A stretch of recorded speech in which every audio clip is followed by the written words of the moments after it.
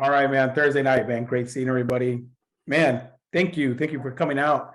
Missed you guys these last couple of weeks. Really did, man. 2 weeks too long. But it was productive, on my end, but nonetheless, man, every time Thursday rolled around and I was piled up doing lesson plans and trying to get everything together for the next day of my class, I always kept thinking this part of me was missing, so I'm super happy, we're here tonight and I look forward to, every time we get to meet and get, and to fellowship, man. It makes my week. Tonight, get in the battle. Yes. We're going to be in the book of Judges. Yes, that's a book for a lot of us that we normally don't tend to get into. I'd say with the exception of Nelson. We don't get into the book of Judges. It's just not one of those books that you read too often in the Bible. But I'll tell you what, guys, get into it. It's packed. So I highly suggest it. We're going to be talking about Shamgar tonight. And I know everybody in the room here tonight knows Shamgar. It's right up there, with Isaac, Jacob, Esau, and, Paul and Matthew, so I said Shamgar, and everybody was like, with the exception of Nelson, everybody went, what's a Shamgar? But I'll tell you what, that is one of the most incredible cats in the Bible. So we're going to jump in there tonight. So you got your Bibles, book of Judges 3. And I'm not going to go ahead and bring it up. We're going to do some share screen and bring that up. Now, Shamgar delivered Israel. Now, you would think that this man would have like an entire chapter, at least the book of Shamgar. This man delivered Israel. So, I mean, when you think about it, this was a great man in the history of Israel. But yet, one of the least recognized men in the entire Bible, I would say Shamgar is up there, in the top 5. Because, I mean, probably up to this, again, and I'm not being mean here, probably up to this point, probably the only person that knew of Shamgar would be, Nelson. Outside of that, I mean, a lot of us are just, it's not a biblical figure that we're accustomed to hearing. Preachers preaching about. It's just one of these guys that gets lost in the middle of so many names. But Shamgar killed 600 Philistines. And then on a side note, and he delivered Israel. Just like, and by the way, he delivered the entire nation of Israel. And so, we ask ourselves, what's so important? What has Shamgar got to offer that all the other men of the Bible, the great men of the Bible, that had entire books, or we still talk about today, offered. But Shamgar, what he did was just amazing. And the whole pretense of this is, get back in, get in the fight. And that's what I want to talk about tonight. I mean, and let me paint a picture of Shamgar's situation here, when it says that, that the highways were deserted and people walked on the byways. Israel was under judgment at this time. The entire nation of Israel was under God's judgment. The Philistines had basically taken over Israel. They had invaded it. Israel was in defiance of God. They were worshiping foreign gods, not the God of, not the God of Isaac, Abraham, and Jacob, of Christ that we know.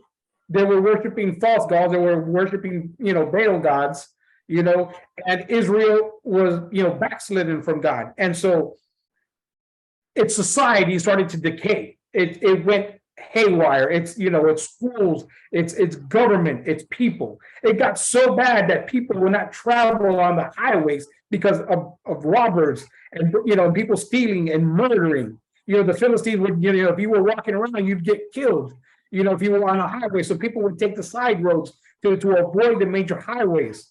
It got so, it was like saying today in New York, hey, you know what? People are avoiding the subway altogether because of crime in different situations. You avoid going to certain cities, or certain avenues, because of the way things are today. So the society in Israel was declining. It was collapsing. It was terrible, to say the least. And so we see Shamgar here in the middle of this, and he's seeing this destruction. He's seen his entire nation falling apart. And he's seeing that the men of Israel are doing nothing. And let me paint a bleaker picture. Israel was so under the thumb of the Philistines that they gave up all their weapons. So imagine if the UN brought in today, to say it in modern terms, the United Nations brought in a foreign army and took over the United States, and then the Second Amendment was pretty much dissolved, and every armament had to be surrendered to this foreign army.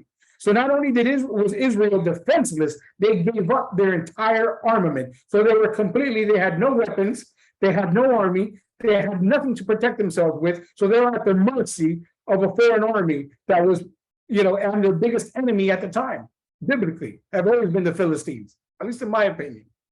And not only to mention that, they were not even blacksmiths in Israel. You weren't allowed to become a blacksmith in Israel. So you couldn't make any weapons at that. So to say politely, all the firearm manufacturers were pretty much, that's it. You're done. We're shutting down your factories. You're never going to produce another weapon, another sidearm, another bullet, another rifle here again. So that was the situation in Israel. So I'm sure, and Shamgar was a farmer. He was a simple farmer, nothing more, nothing less. This man, the Bible, that's the only thing that the Bible talks about Shamgar are those two verses, and yet he was one of the judges of Israel, one of the rulers of Israel, you could say, to a certain degree, and he delivered Israel. But yet the Bible only records those two verses and the entire Old Testament and New Testament for that matter. But Shamgar, with an ox goad, slew 600 Philistines. He killed 600 Philistines. Now, let me get into what an ox goad is, and I said that in the picture that I sent it out as the reminder today. That is an ox goad. It is literally a stick that is 8 foot long, and it's got a metal shard at one end, and it's got a poke, something you can poke with on the other end. And as a farmer in that time, you would use that, and for the better lack of term, ox guard. And what happens is that the farmer would be plowing with his oxen, and when the oxen decided he didn't want to move, or he'd prick it to get the oxen to move. And with the other end of the stick, he would literally till the land and plow it. That was basically a hoe or a farming tool, primitive as it can be. So it wasn't a weapon by any means. It wasn't something that I would take to battle, in the streets today, or no, I would take it against the Philistine army, which is one of the best trained armies and most bad-ass armies, known in the ancient world. These were professional trained soldiers. And yet, Shamgar took out 600 of them with an ox goad. With a simple farming tool, he took out 600 men, and he went from a farmer to a judge to deliver Israel. Now, this is an indiscreet man living in an indiscreet town with nothing to offer, but became one of the greatest men, in my opinion, in the Bible by doing what he did. Now, what transformed this ordinary man into something great was simple. He got tired of watching the decay of his country. He got tired of watching people avoid the highways and going through the byways. He got tired of seeing that his country, that Israel, had become enslaved to sin. He got sick and tired of watching children raised by generation, not knowing the fear of God. He got tired of that the temple wasn't existent, that people weren't worshiping the true God of Israel, the God of Abraham, Isaac, and Jacob. He got tired of watching society collapse in front of him. He got tired of the crime. He got tired of the decay. He got tired of being tired. And the thing with Shamgar is that nowhere in the Bible does it say, and the Lord visited Shamgar, or the angel of the Lord came upon Shamgar and told him to do this, or, Shamgar had a vision, or, God opened the heavens and he spoke to him, or a prophet came to his house, sat down with him and said, listen, you need to do this. Nowhere is that recorded. And since it's not recorded, it didn't happen. No, he took it upon himself to slay 600 Philistines and turn the course of a nation around and deliver this nation because he got fed up. But if you look at Israel then, and you look at the United States and the world around us today, the similarities are incredible. I would say they mirror each other.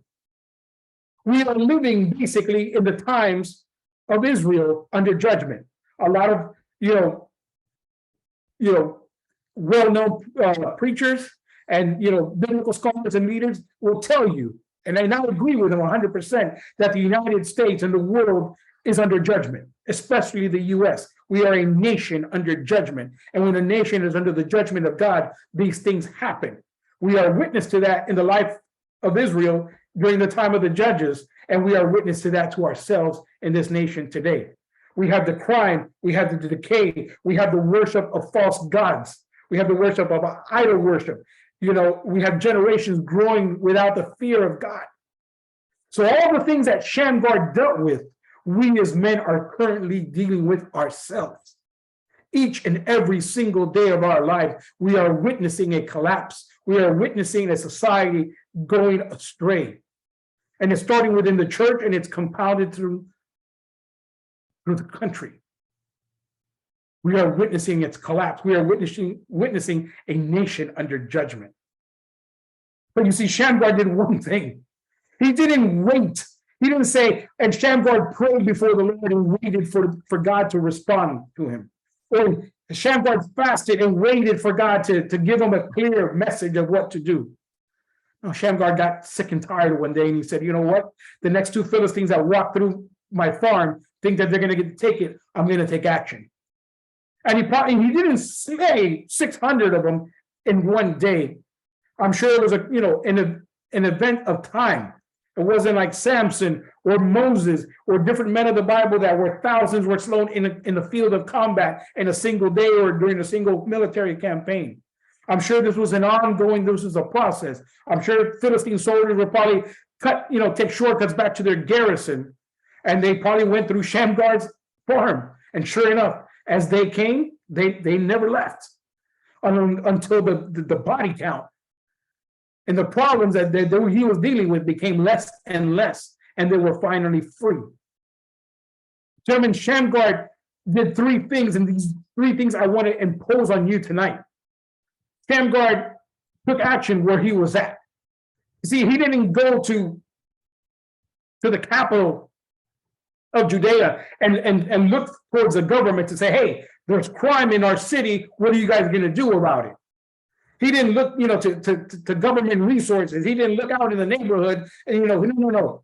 He said, the problem is here, and this is where I need to address it. So we need to focus on where we're at. So you need to focus where you're at.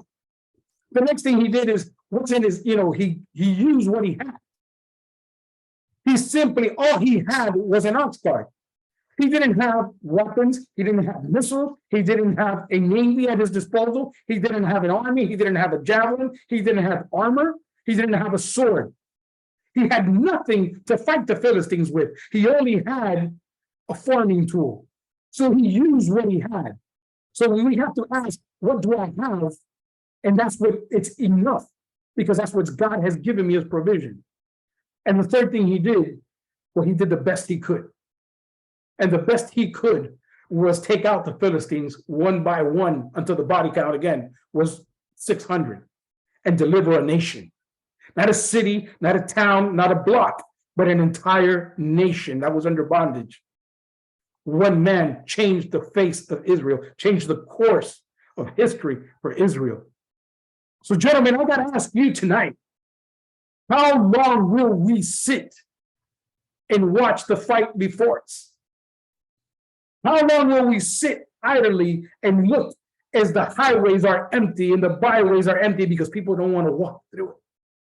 How long will we sit idly as our marriages are being destroyed, as our children are being influenced by culture and dragged away to serve false gods and Baal worshiping? How long will we sit here and watch our churches spew blasphemy and rhetoric that is not from the Bible? How long will we sit there in our farms and pretend nothing is happening? How long until we say, I am sick and tired of being sick and tired? Now, we can sit here all day and we can say, well, you know what? I'm not qualified. I don't have this. I don't have these. I'm not adequate in speaking. And we can give 1,000 excuses Or we can say, you know what, I'm gonna, Joe, hey, I hear what you're saying. But I'm gonna pray about it. I'm going to pray about it because that's the number one Christian answer. You know what? I'm going to sit back and I'm going to pray about it, and I'm going to see where God leads me. And that's great. And I'm not telling you that, but you see Shamgar sitting there saying, you know what? God, you see what's going on in Israel. You see the bondage. You see the bitter worship. You see everything that's happening. So Lord, you got to do something about this, because this is Israel after all. This is the promise, the covenant that you made, that we would, we'd be under your protection and your mercy forever. So Lord, you need to intervene.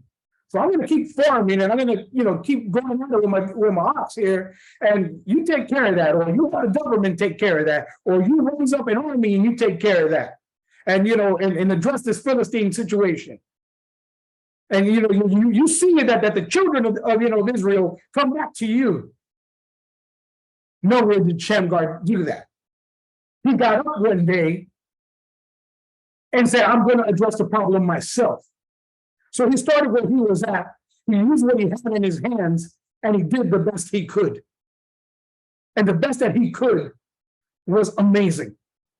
So I ask you tonight, and I ask myself tonight, how long will we sit here and watch the decay of a nation, watch the decay of a society, watch the decay of our children, of our homes, of our friends, and everything around us collapsing, while we sit there and we just plow our oxen, because we're building our homes, we're building our careers, we're building our hobbies, we're building so much time and so many things that we're doing that we can't be involved in what's going on around us.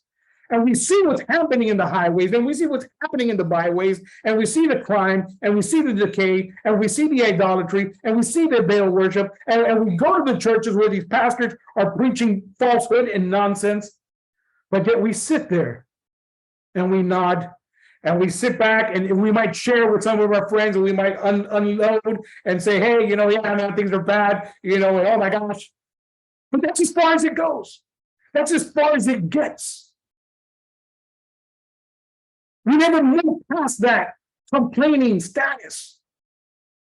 When God all the time is sitting there watching us, and he's saying, I never told Shamgar to move.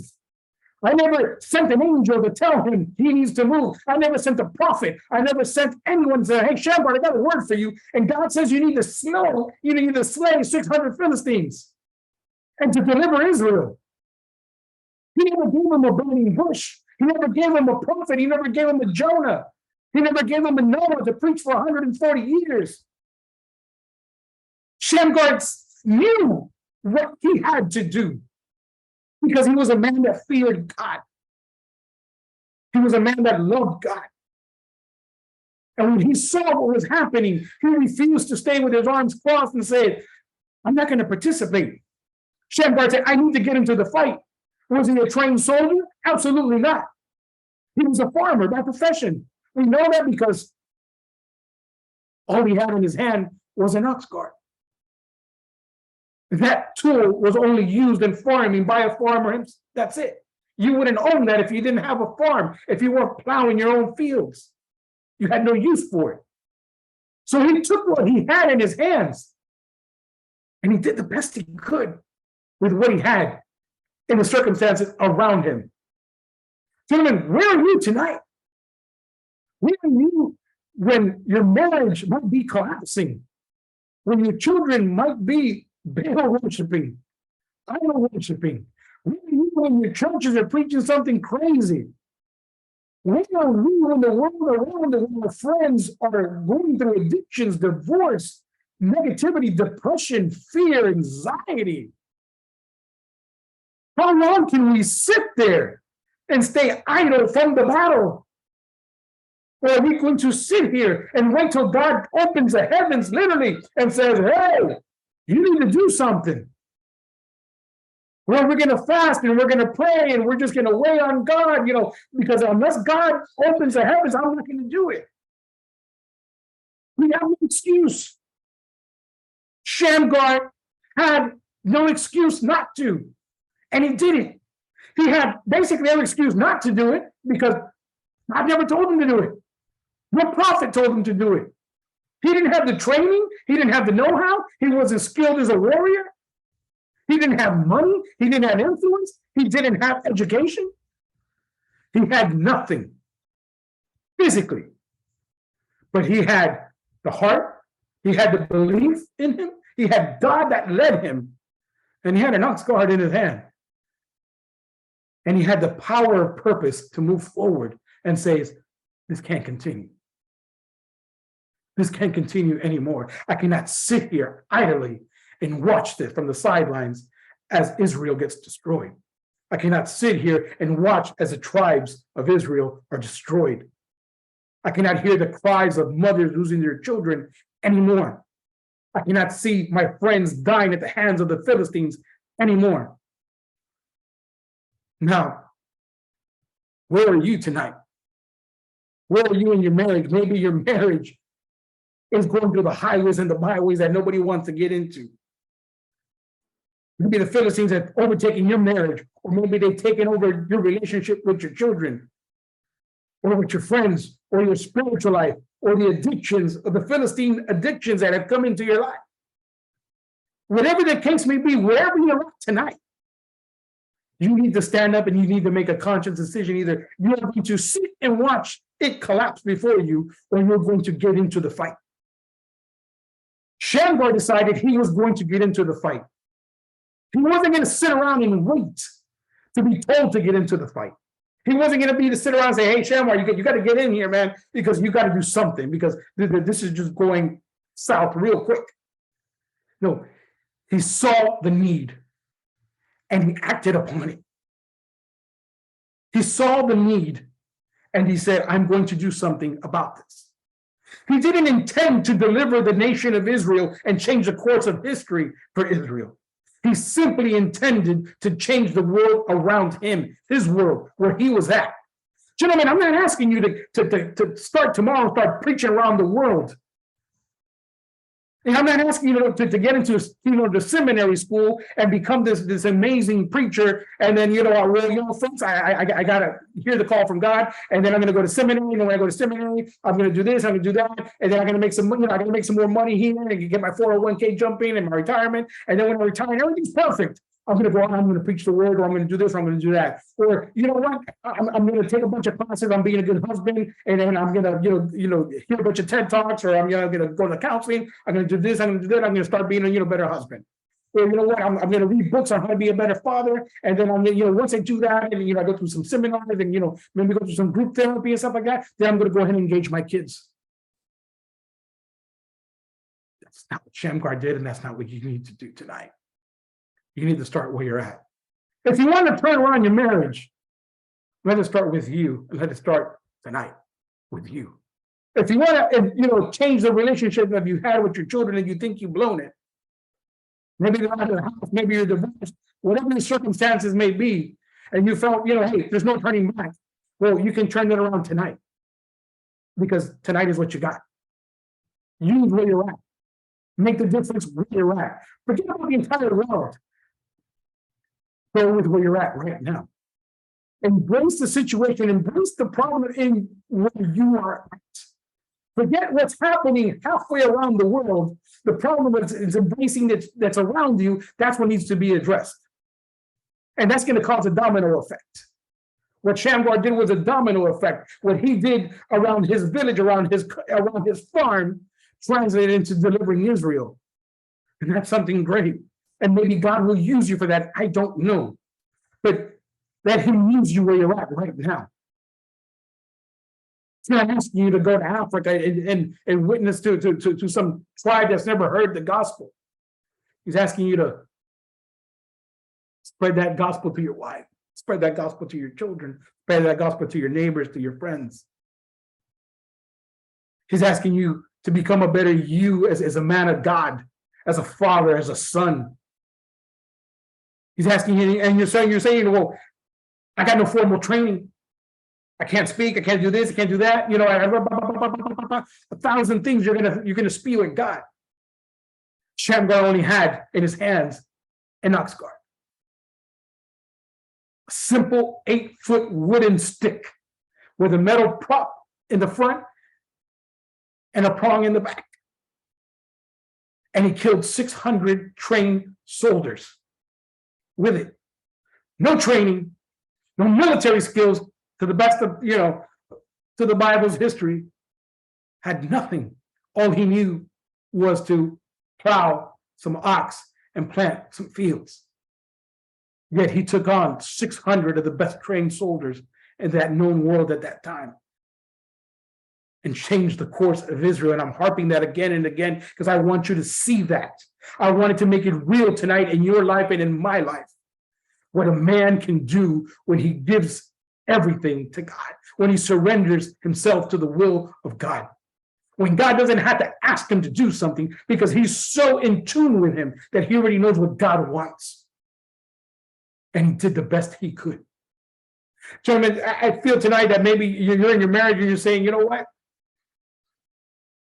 Marriage is going south. The only tools in my hand is everything I touch turns into salt and destruction. But you ain't doing the best you can. Stop trying to do something outside of your realm. Do what you can within your own realm. Do what's at your disposal. Do the best you can with what you got. What is in your hands tonight that you can use to move forward in your relationship with your wife, with your children, with your neighbors, with your friends? What do you have? And do the best you can at it. That is what God is asking you to tonight. That is what Shamgar did at that moment. That's what took him from a farmer to a deliverer to the judge of Israel. And yeah, he only got 2 verses out of the Bible, but my God, this man is amazing in what he did and what he accomplished. He didn't even need chapters written about him because in 2 verses, it sums up who he is and the type of man he was. Now, we can live our entire life obscure, or we can live a life of a Shamgar that says, I've had enough. We can sit here and watch the battle unfold. We can sit here and watch a destruction and lose this battle because it's a fight. And if you go on to read the further chapter, the beginning of the chapter 3, it says that God allowed these nations to war against Israel because this generation never knew war. So they were going to get a taste of it. We are a generation at a war.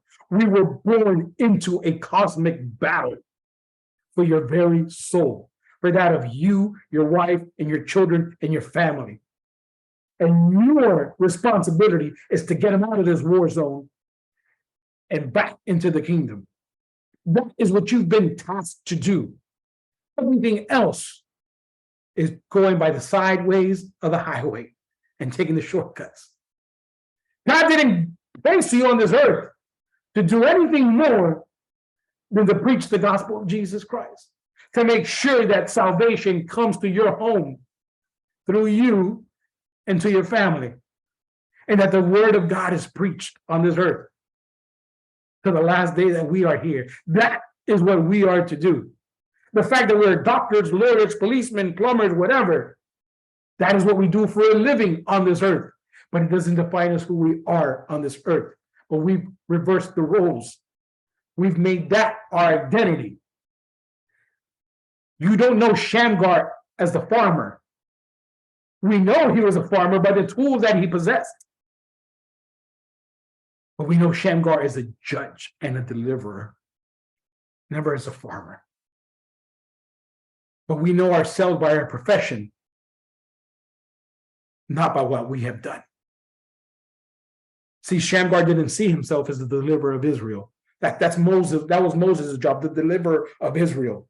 When you speak in terms like that and you talk to most Christians, they'll say, who's the deliverer of Israel? Well, Moses, he delivered them out of the wilderness. He delivered them out of Egypt. But Moses is the deliverer of Israel. Shamgar slew the 600 Philistines and delivered Israel. Side note. Add your name to that. Slew 600 problems and delivered the house of Gonzalez, Rodriguez, Smith. Insert your name in there. He's not asking you to deliver the house of Israel. He's asking you to deliver your house. But we're sitting here idly, watching the battle before us, watching and not engaging. Most men are passively sitting by, watching this unfold. And I'm not talking about the men of the world, because that's not the men that I'm talking to tonight. I'm talking about those that profess Jesus Christ as their Savior. I'm talking about the men who claim that that Christ is their God, and that He is their head, and that they follow Him. Those are the men I'm talking to tonight.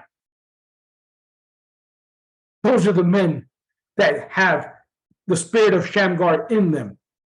And they're either going to keep watching, or they're going to get fed up and they're going to get into the fight.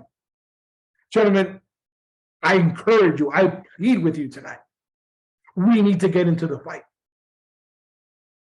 You need to get your spiritual ox goad and start slaying the Philistines of your life. Start slaying the Philistines that are trying to destroy your marriage. Slay the Philistines that are trying to destroy your children. Slay the Philistines that are destroying your church. Slay the Philistines that are destroying you and your bondages and your addictions tonight.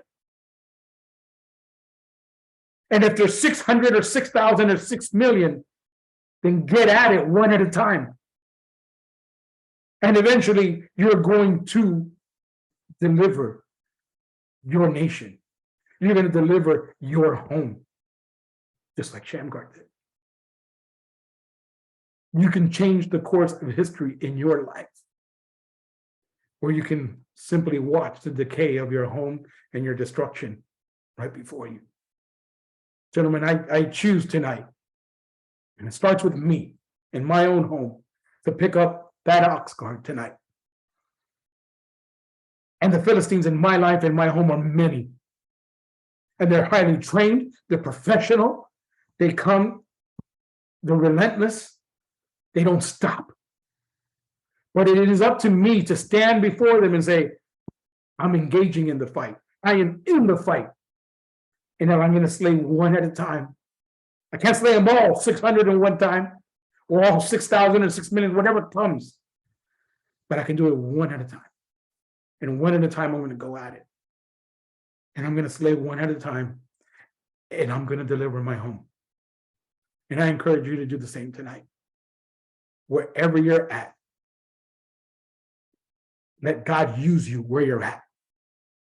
When this ministry started, where I was by my 4th surgery. I couldn't pretty much walk. I couldn't do anything, but I knew in my heart of hearts that I wanted to do something great for it. So I knew that I had to be done from my home. What did I have? Well, I had a computer and I had access to what we know today is Zoom. So now that was the tool. And the byproduct of this, I'm doing the best I can week after week. That's Shamgar's one. You let God use you where you're at. Use the tools at your disposal and do the best you can with it. That's all. 3 simple steps. And if you do that, I promise you, you will deliver your nation. You will deliver your family. You will deliver your children, because the promises of God do not fall in vain. They are promises from an everlasting God. Do not wait for God to open the heavens. Do not wait for a prophet of old to come and knock on your door and say, hey, God has a word for you, and this is what he's saying. Be so in tune with the word of God that you don't have to be told what to do. You know what to do, because God is calling you to do it. God, Shamgar's life screams at us today from these pages of the book of Judges. Don't ever say, I never heard of Shamgar, I never heard of an ox guard, and I never heard of the 600 Philistines. Because tonight, we have one of the greatest examples of one of the greatest men of the Bible that sat there idly while he watched the destruction of Israel and said, no mas.